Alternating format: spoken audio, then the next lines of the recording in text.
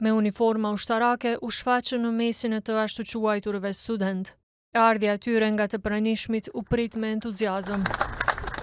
Në parkun e Pionerit në Beograd, berejtat e kuqet dolën për të mbështetur persona që po kundërshtojnë blokadën e fakultetit. Ky kamp po konsiderohet si mburoj për presidentin Ser Vučić para protestës së paralajmëruar me 15 mars nga studentët. E në krye të kolonës së veteranëve po prin Goran Radosavljević Guri, ky i fundit njihet si komandanti i fundit i JSO-s. Ndërsa emri i tij lidhet me masakrën e Reçakut, sulmin ndaj familjes Jashari, rastin e vrasjes së vëllezërve Bytyqi e pjesëtarëve të UÇK-s gjatë luftës në Kosovë. E për krah Gurit është edhe Živojin Ivanović, i njohur ndryshe si Zhika Crnogorac, për të cilin disa pretendojnë se ka qenë komandanti i parë i beretave të kuqe pas kapitenit Dragan. Ivanović në kamp shihet me një bastun, të cilin e përdor për të sulmuar një kalimtar.